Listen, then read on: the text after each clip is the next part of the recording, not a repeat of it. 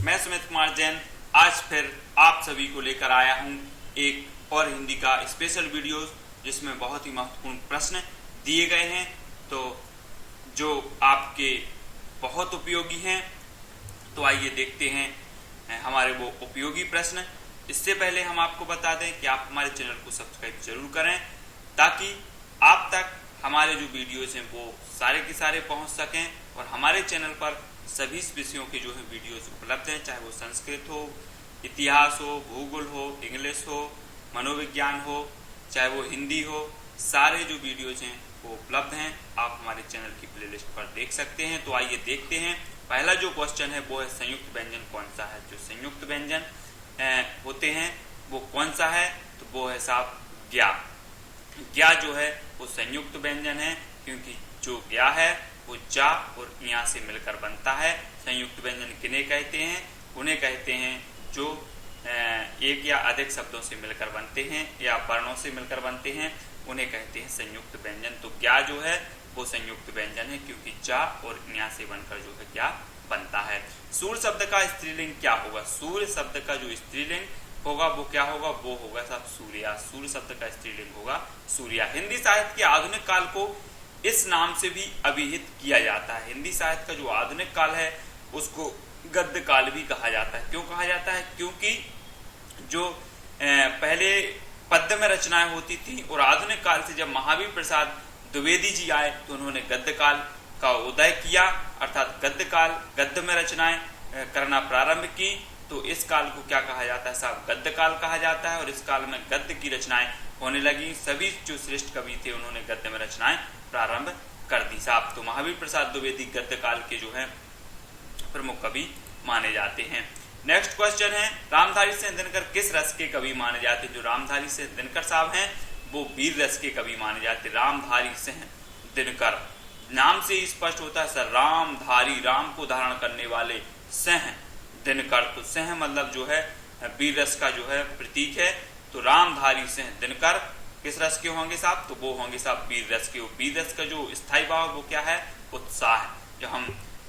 जब हमारे मन में कुछ कर गुजरने की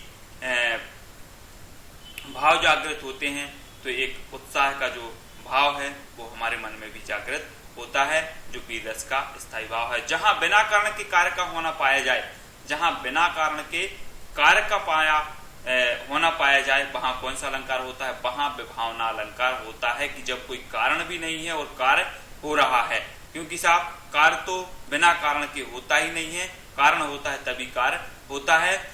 तो कारण के बिना कार्य का होना पाया जाए वहां कौन सा अलंकार होता है? वहां होता है विभावना अलंकार होता है। हिंदी की पहली कहानी लेखिका का नाम क्या है? हिंदी की जो पहली कहानी लेखिका का नाम है वो है बंग महिला। क्योंकि साहब जब हिंदी की जो पहली कहानी लेखिका थी उन्होंने एक कहानी लिखी तो सारे लोग क्या रह गए साहब? बंग रह गए कि ये महिला कौन है। तो बंग महिला जो है पहली कहानी लेखिका मानी जाती है साहब। मोक्ष की इच्छा करने वाला क्या कहलाता है? जे एक शब्द में वो है, तो मोक्ष की इच्छा करने वाला मुमुक्षु कहलाता है साहब। मोक्ष की इच्छा करने वाला कौन कहलाता है? मुमुक्षु कहलाता है। ठेले पर हिमालय किसकी रचना है? ठेले पर हिमालय, जे है धर्मवीर भारती। ठेले पर हिमालय को मानती हैं साहब धर्मवीर भारती। धर्मवीर भारती ठेले पर हिमालय को मानती हैं क्योंकि इनका मानना था कि जो गरीब है उसे भी अच्छी व्यवस्थाएं होनी चाहिए, जो अमीर है उसे तो व्यवस्थाएं हैं ही। तो जो ठेले पर भी हिमालय को मानती थी साहब क्योंकि जो है गरीब लोगों को भी अच्छी से अच्छी व्यवस्थाएं होनी चाहिए और ठेले पर हिमालय भी होना चाहिए साहब। महलों में हिमालय तो है ही, ठेले पर भी हिमालय होना चाहिए। तो धर्मवीर भारती जो है ठेले पर हिमालय इनकी रचना है। आंसू का बहुवचन क्या होगा साहब? आंसू का बहुवचन होगा आंसुओं। आंसुओं, आंसू का बहुवचन होगा आंसुओं। गीतांजलि की रचयिता कौन है? गीतांजलि की रचयिता है रविंद्रनाथ टैगोर। रविंद्रनाथ टैगोर साहब। गीता में किसकी बात की गई? गीता में तो इंद्र की बात की गई, भगवान की बात की गई साहब। तो रविंद्रनाथ, रब मतलब होता है भगवान और इंद्र मतलब भी भगवान होता है। नाथ टैगोर, तो रब धन इंद्र नाथ टैगोर। तो गीतांजलि के रचयिता कौन होंगे साहब? रब इंद्रनाथ टैगोर। क्योंकि गीता में काय की बात की गई है? भगवान की बात की गई है। तो रविंद्रनाथ टैगोर ही गीतांजलि के कौन होंगे? रचयिता होंगे। चाय किस भाषा का शब्द है? चाय चीनी भाषा का, चा से चाय, चा से चीनी, तो चाय किस भाषा का शब्द है? वो है चीनी भाषा का शब्द है चाय। व्याकरण की दृष्टि से प्रेम शब्द क्या है? व्याकरण की दृष्टि से प्रेम शब्द क्या है? तो प्रेम है साहब भाववाचक, क्योंकि साहब प्रेम तो जो है प्रेम की भाव होते हैं, हमें किसी से प्रेम हो जाए या हमें किसी से प्रेम है, लगाव है, तो वो भाव होते हैं साहब प्रेम के भाव होते हैं। और हमें तो साहब आप सभी मित्रों से बहुत ही प्रेम है, लगाव है, तो ये क्या है? हमारे भाव हैं। तो व्याकरण की दृष्टि से प्रेम शब्द क्या है? भाववाचक संज्ञा है। कौन सी संज्ञा है? भाववाचक संज्ञा है। उत्तर भारत में भक्ति का प्रसार करने का श्रेय किसे है साहब? उत्तर भारत और दक्षिण भारत। तो उत्तर भारत में जो है स्वामी रामानंद साहब को जो है भक्ति का प्रसार करने का श्रेय है। कौन को? स्वामी रामानंद को। जब आदिकाल में बहुत ही मारकाट मची हुई थी, तब एक नई काव्य धारा का उदय हुआ, जिसे हम भक्ति काव्य धारा कहते हैं। और भक्ति का जो प्रसार किया वो उत्तर भारत में कौन ने किया? स्वामी रामानंद जी ने जो है उत्तर भारत में भक्ति का प्रसार किया। हिंदी का पहला दैनिक समाचार पत्र कौन सा था? तो हिंदी का पहला दैनिक समाचार पत्र उदंत मार्तंड था साहब, उदंत मार्तंड था साहब। क्योंकि समाचार पत्र में तो हम देखते हैं कि आए दिनों ये घटना वो घटना, उदंत मार्तंड, मारकाट मची हुई है। हम देखते हैं कि संसार जगत में मार्तंड जो है मची हुई है। तो पहला जो दैनिक समाचार पत्र था उदंत मार्तंड है साहब। नेक्स्ट क्वेश्चन देखें, दांतों तले अंगुली दबाना का अर्थ क्या है? जो दांतों तले अंगुली दबाना मतलब आश्चर्य करना। अचानक ही हमें कोई ऐसी घटना घट जाए तब हमें आश्चर्य होता है कि कल तो वो हमारे सामने मिला था, हम लोग साथ में खेल रहे थे और आज उसको क्या हो गया, तो दांतों तले जो है उंगली दबा लेते हम। तो दांतों तले अंगुली दबाना जो है आश्चर्य करना। भारत विभाजन और सांप्रदायिकता की घटनाओं से संबंधित कौन सी कहानी है साहब? भारत विभाजन सांप्रदायिकता की घटनाओं से संबंधित कौन सी कहानी है? तो वो है मलबे का मालिक। क्योंकि साहब जब भारत का विभाजन हुआ तो कई ऐसे व्यक्ति थे जो मलबे में दब गए, जिनकी कोई पहचान नहीं हो पाई, जिनका कोई घर नहीं मिल पाया, जिनका कोई ठिकाना नहीं मिल पाया। तो भारत विभाजन और सांप्रदायिकता की घटनाओं से संबंधित कौन सी कहानी है? तो वो है मलबे का मालिक साहब। मलबे में बहुत सारे लोग दब गए, जिसका कोई मालिक नहीं हुआ, तो मलबे का मालिक जो है भारत विभाजन से संबंधित कहानी है। भाषा के शुद्ध रूप का ज्ञान किससे होता है? भाषा के शुद्ध रूप का ज्ञान किससे होता है? तो वो होता है साहब व्याकरण। अगर भाषा का शुद्ध रूप आपको ज्ञान करना है तो व्याकरण आपको पढ़नी ही पड़ेगी, जिसके वीडियोज हमारे चैनल पर उपलब्ध हैं। आप नेक्स्ट क्वेश्चन देखें कि निम्न में से कौन सी रचना रामधारी सिंह दिनकर की है साहब? रामधारी सिंह दिनकर की है वो है उर्वशी जो है रामधारी सिंह दिनकर की रचना है। मैथिली का विकास किस अपभ्रंश से माना जाता है? जो मैथिली भाषा है उसका विकास माना जाता है मागधी अपभ्रंश से। मागधी जो अपभ्रंश भाषा थी उसका विकास, उससे मैथिली का विकास माना जाता है। काव्य क्षेत्र में प्रबंध शिरोमणि की उपाधि किसे दी गई? प्रबंध शिरोमणि की उपाधि दी गई मैथिली शरण गुप्त साहब को, जिन्हें राष्ट्र कवि की उपाधि भी दी गई थी साहब। तो काव्य क्षेत्र में प्रबंध शिरोमणि की उपाधि दी गई मैथिली शरण गुप्त जी को। जहां उपमेय में अनेक उपमानों की शंका होती है वहां कौन सा अलंकार होता है? संदेह अलंकार होता है। जहां उपमेय में अनेक उपमानों की शंका होती है, शंका हो रही साहब यहाँ पर कि किंसुक कुसुम जानकर झपटा तोते की निज लाल चोंच पर, और तोते ने निज चोंच चलाई जामुन का फल उसे समझकर। तो इसमें जो है एक संदेह हो रहा है, जो भौरा है उसको एक संदेह हो गया साहब। किंसुक मतलब होता है भौरा, कुसुम जानकर जो तोते की चोंच है वो लाल होती है, और जो किंसुक है वो भौरा को एक भ्रम हो गया, एक शंका हो गई कि भाई ये तो कुसुम का है, कुसुम है या फूल है। तो वो किंसुक कुसुम जानकर झपटा तोते की निज लाल चोंच पर, तोते की चोंच पर जो है भौरा कुसुम जानकर उस पर झपटा, और तोते ने निज चोंच चलाई जामुन का फल उसे समझकर। और तोते को भी क्या हो गई? शंका हो गई कि ये तो जामुन का फल है। तो जहां उपमेय में अनेक उपमानों की शंका होती है वहां कौन सा अलंकार होता है? संदेह अलंकार होता है। नेक्स्ट है, हिंदी साहित्य के इतिहास के सर्वप्रथम लेखक का नाम क्या है? तो वो है गारसा दत्तासी। हिंदी साहित्य के जो सर्वप्रथम लेखक हैं वो है गारसा दत्तासी। चरण कमल बंदों हरिराई में कौन सा अलंकार है? चरण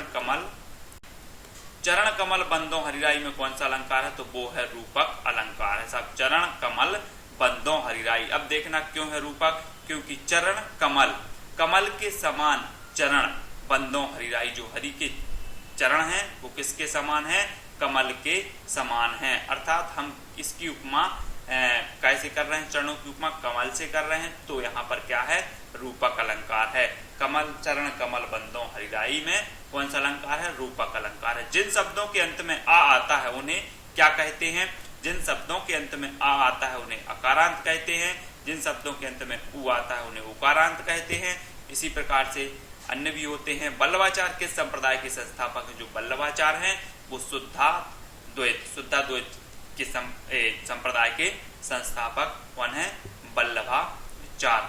बल्लभाचार्य जो हैं शुद्धाद्वैत के संप्रदाय है साहब, क्योंकि आज के युग में आपको बल्लभाचार्य ही बनना चाहिए साहब। बल्ल मतलब बलशाली, बलशाली, और शुद्धाद्वैत आप रहे तो आपका कुछ भी नहीं होने वाला। तो शुद्धाद्वैत जो है बल्लभाचार्य इस संप्रदाय के संस्थापक थे साहब। जो बलशाली होते हुए भी इन्होंने शुद्धाद्वैत संप्रदाय की स्थापना की थी। परीक्षा में पूछा जाता है शुद्धाद्वैत के संप्रदाय के संस्थापक कौन थे, तो वो थे बल्लभाचार्य जी थे साहब।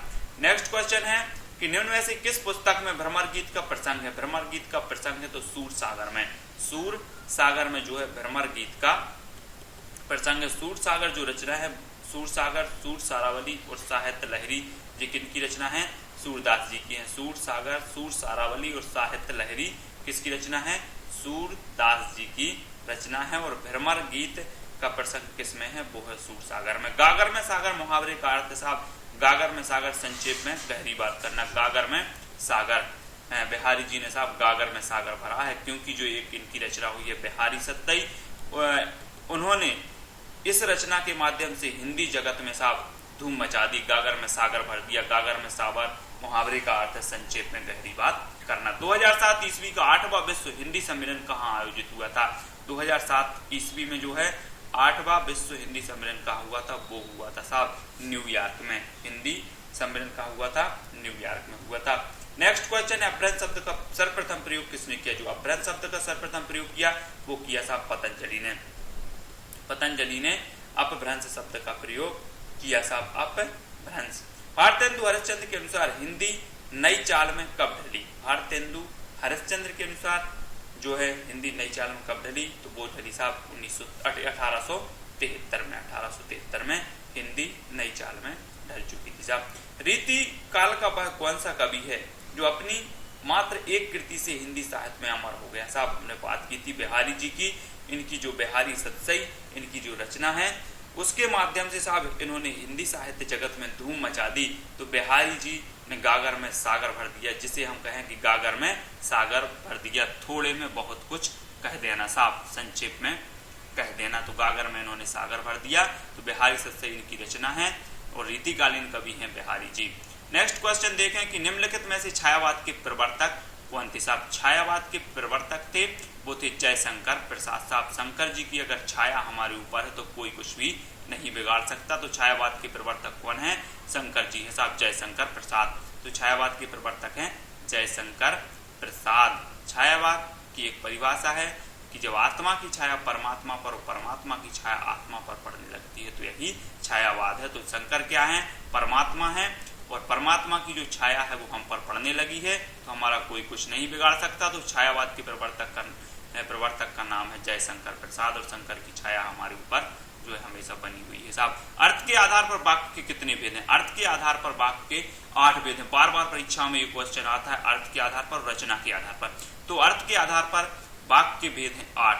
आ से अर्थ, आ से 8 याद रखना साहब। आ से अर्थ, तो अर्थ के आधार पर 8 है। और रचना, तो रचना अगर लिखोगे आप तो रा, चा और ना। रचना में जो है 3 शब्द, 3 वर्ण आते, रा आता, चा और ना। तो रचना के आधार पर 3 प्रकार के जो हैं वाक्य के भेद होते हैं रचना के आधार पर, और अर्थ के आधार पर वाक्य के 8 भेद होते हैं। याद रखना, मोस्ट इंपॉर्टेंट क्वेश्चन है। अर्थ के आधार पर 8, आ से अर्थ तो आ से 8, और रचना में 3 शब्द हैं तो उसके 3 प्रकार के होते हैं साहब। तो मनोविश्लेषणात्मक शैली के उपन्यासकार कौन है। मनोविश्लेषणात्मक जो शैली होती है उसके जो उपन्यासकार हैं वो है ईलाचंद्र जोशी। ईलाचंद्र जोशी जी जो है मनोविश्लेषणात्मक शैली के उपन्यासकार हैं।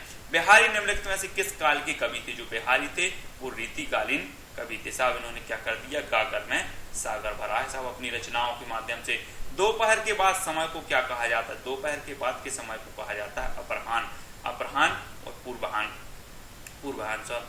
तो अपराह्न जो है दोपहर के बाद के समय को कहा जाता है। नीलगाय में कौन सा समास है साहब, तो नीलगाय में क्या है, कर्मधारय समास, अर्थात गाय की जो है वो बता ली जा रहा है, कर्म जो है बताया जा रहा है कि गाय कैसी है, जो है नीली है। कैसी गाय है, नीली है। तो यहाँ कौन सा कर्म समास होगा, तो यहाँ होगा साहब कर्मधारय समास, क्योंकि गाय कैसी है, नीली है, काली है।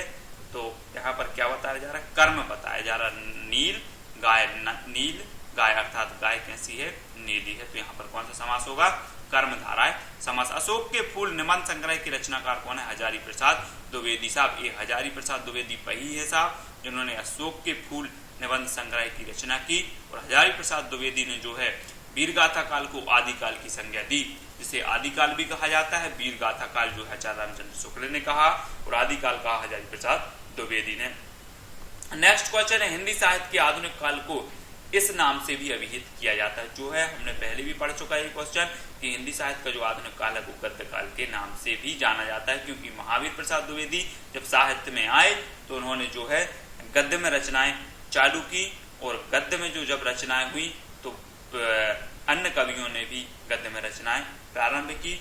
तो इस आधुनिक काल को क्या कहा जाता है, गद्य काल कहा जाता है। मानवीकरण अलंकार का प्रयोग किस प्रकार की कविता में हुआ, मानवीकरण अलंकार का प्रयोग किस प्रकार की कविता में हुआ है, तो वो हुआ है साहब नई कविता में। नई कविता में मानवीकरण अलंकार का प्रयोग हुआ है। रामचरितमानस किस भाषा में लिखा गया, रामचरितमानस जो है अवधी भाषा में लिखा गया। रामचरितमानस तुलसीदास की जो है रामचरितमानस श्रेष्ठ महाकाव्य साहब। तो रामचरितमानस किस भाषा में लिखा गया, अवधी भाषा में लिखा गया। पृथ्वीराज रासो किस काल की रचना है, पृथ्वीराज जो रासो है चंद्रवरदाई जी की पृथ्वीराज जो रासो है वो किस काल की रचना है, वो है आदिकाल की रचना है, जिसमें जो है पृथ्वीराज चौहान की शक्ति तथा वैभव का वर्णन किया गया है। विखंडन की अवधारणा का संबंध किस बात से, विखंडन की जो अवधारणा है वो संरचनावाद से है साहब। विखंडन की अवधारणा संरचनावाद से है साहब। जायसी के सर्वोत्कृष्ट ग्रंथ का नाम क्या है, जायसी का जो सर्वोत्कृष्ट ग्रंथ था वो था साहब पद्मावत। पद्मावत में जो है पद्मावती रानी के जौहर के बारे में बताया गया है। जब अलाउद्दीन खिलजी पद्मावती रानी पर मोहित हो जाता है और उसे प्राप्त करने के लिए वह चित्तौड़ पर जो है आक्रमण करता है, तो जो पद्मावती रानी होती है वो क्या कर लेती है साहब, जौहर कर लेती है साहब, जौहर कर लेती है, लेकिन स्वीकार नहीं करती अलाउद्दीन खिलजी के पास जाने को। तो जो जायसी की सर्वोत्कृष्ट जो ग्रंथ है वो है पद्मावत। पद्मावत इनकी बहुत ही सर्वश्रेष्ठ जो है ग्रंथ माना जाता है, इसमें पद्मावती रानी के बारे में बताया गया है। नेक्स्ट क्वेश्चन देखें, उद्धव मोही ब्रज बिसरावत नाही। क्या कह रहे हैं कि उद्धव, कृष्ण जी कह रहे हैं कि उद्धव मोही ब्रज बिसरावत नाही। कृष्ण जी जब अक्रूर उन्हें ले गया मथुरा से, तो कृष्ण जी बोले हैं कि उद्धव मोही ब्रज बिसरावत नाही। तो यहाँ पर क्या है, श्रृंगार रस है साहब, क्योंकि उन्हें जो है ब्रज की जो वो याद आ रही हैं, वो प्रेम लीलाएं, वो बाल लीलाएं जो है ब्रज की याद आ रही हैं, क्योंकि जो अक्रूर था वो इन्हें मथुरा ले गया था ब्रज से। तो जो है इनको बार बार ब्रज की याद आ रही है, वहाँ की गोपियों की याद आ रही है, वहाँ की गौवन की याद आ रही है। तो जो है उद्धव मोही ब्रज बिसरावत नाही, इसमें कौन सा अलंकार है, श्रृंगार अलंकार है, श्रृंगार रस है, सॉरी श्रृंगार रस है साहब। श्रृंगार रस की भी अगर बात करें तो श्रृंगार रस की एक है, श्रृंगार रस के दो भेद माने जाते हैं, एक वियोग श्रृंगार और एक श्रृंगार संयोग श्रृंगार। संयोग श्रृंगार और वियोग श्रृंगार, और श्रृंगार का जो स्थायी भाव है वो क्या है, रति माना जाता है, रति माना जाता है। अगर बात करें वियोग श्रृंगार की, तो वियोग श्रृंगार का एक उदाहरण है कि हे खगमृग हे मधुकर श्रेणी तुम देखी सीता मृग नैनी। जब सीता जी का हरण हो जाता है तब जो है राम उनके वियोग में खगमृग से भी पूछते हैं कि हे खगमृग हे मधुकर श्रेणी तुम देखी सीता मृग नैनी। और इसी का जो है संयोग श्रृंगार की बात करें तो इसका एक उदाहरण है कि राम को रूप निहारत जाने की कंकन के नग की परछाई यातें सब सुध भूल गही कर टेक रही पल टारत नहीं। पहले क्या होता था कि जब स्वयंवर जब रचा गया तो पहले क्या है, एक दूसरे को देखते नहीं थे शादी में, है ना। तो उनके जो कंकन का नंग था उसमें जो है परछाई, राम जी की परछाई पड़ रही थी। तो वो इस प्रकार से कंकन के नंग को देख रही थी कि सारी सुध वो भूल चुकी थी। तो यहाँ पर जो है संयोग श्रृंगार के भाव जो है हमारे मन में जागृत होते हैं। तो संयोग श्रृंगार और वियोग श्रृंगार आप हमारी वीडियोज में देख सकते हैं। रस को अमित सर जी ने बहुत ही अच्छे से समझाया है उदाहरण के तहत, और एक बार में आपको क्लियर हो जाएंगे सारे रस। तो आगे देखते हैं कि दोहा और रोला को क्रम से मिलाने पर कौन सा छंद बनता है। दोहा और रोला को अगर क्रम से हम मिलाएं तो कौन सा छंद बनता है साहब, कुंडलियां। जो कुंडलियां होती हैं वो छंद बन जाता है दोहा और रोला को क्रम से मिलाने पर। धातु सेन प्रसाद के किस नाटक का पात्र है। जो जयशंकर प्रसाद हैं उनका एक नाटक है उनका एक नाटक है स्कंदगुप्त, जिसके जो प्रमुख पात्र हैं वो है धातु सेन। स्कंदगुप्त किसका नाटक है, जयशंकर प्रसाद। स्कंदगुप्त जयशंकर प्रसाद का नाटक है। मुंडा भाषा परिवार का क्षेत्र कौन सा है। मुंडा भाषा परिवार का जो क्षेत्र है वो है छोटा नागपुर का पठार। छोटा नागपुर जो है मुंडा भाषा परिवार का क्षेत्र होता है। छोटा नागपुर कहाँ है साहब, छोटा नागपुर है झारखंड और बिहार और छत्तीसगढ़ के जो क्षेत्र हैं उसमें छोटा नागपुर का पठार आता है। मेन रूप से झारखंड में आता है। छोटा नागपुर की जो सबसे ऊंची चोटी है वो है पारसनाथ की जो चोटी है वो है छोटा नागपुर के पठार की सबसे ऊंची चोटी। आनंद कादम्बनी पत्रिका के संपादक कौन थे। जो आनंद कादम्बनी पत्रिका के संपादक थे वो थे चौधरी बद्री नारायण प्रेमघन। आनंद कादम्बनी पत्रिका के संपादक कौन थे, प्रेमघन साहब थे, चौधरी बद्री नारायण प्रेमघन। अब देखना साहब आनंद कब आता है। आनंद तो तब आता है जब प्रेम की भावना होती है। जब प्रेम की भावना होती है तब आनंद जो है अपने आप उद्घटित हो जाता है। और हमारे मन में अगर क्रोध की भावना है तो आनंद उत्पन्न ही नहीं हो सकता। तो आनंद कादम्बनी पत्रिका के संपादक कौन होंगे, वो होंगे प्रेमघन, क्योंकि प्रेम की भावना है। तो चौधरी बद्रीनारायण प्रेमघन आनंद कादम्बनी पत्रिका के संपादक थे साहब। राजगृह में कौन सा समास विद्यमान है। राजगृह विच्छेद करें तो राज और ग्रह, तो राज एक शब्द बन गया जिसका भी अर्थ निकलता है कि एक राज्य है और ग्रह का अर्थ भी निकलता है, अर्थात दोनों जो पद हैं वो क्या है, प्रधान है। तो यहाँ कौन सा समास होना चाहिए, तत्पुरुष समास होना चाहिए। तो राज ग्रह में कौन सा समास है, तत्पुरुष समास है। महात्मा गांधी अंतर्राष्ट्रीय हिंदी विश्वविद्यालय का मुख्यालय कहाँ पर। जो महात्मा गांधी अंतर्राष्ट्रीय हिंदी विश्वविद्यालय है तो उसका मुख्यालय है वर्धा में। वर्धा में जो है महात्मा गांधी अंतर्राष्ट्रीय हिंदी विश्वविद्यालय का मुख्यालय है। ज्ञानपीठ पुरस्कार किस क्षेत्र में श्रेष्ठ कार्य के लिए दिया जाता है। जो ज्ञानपीठ पुरस्कार दिया जाता है वो दिया जाता है साहित्य के क्षेत्र में। सब ज्ञानपीठ, अगर साहित्य के क्षेत्र में आपको ज्ञान बहुत है तो ज्ञानपीठ पुरस्कार किस क्षेत्र में दिया जाता है, साहित्य के क्षेत्र में ज्ञानपीठ पुरस्कार दिया जाता है। कठिन काव्य का प्रेत किस कवि को कहा जाता है। कठिन काव्य का प्रेत कहा जाता है केशव दास को। केशव दास को कठिन काव्य का प्रेत कहा जाता है साहब। इन्होंने जो है रीतिकालीन कवि माने जाते हैं। केशव दास कौन कालीन, रीतिकालीन कवि केशव दास माने जाते हैं। तो कठिन काव्य का प्रेत कहा जाता है केशव दास जी को।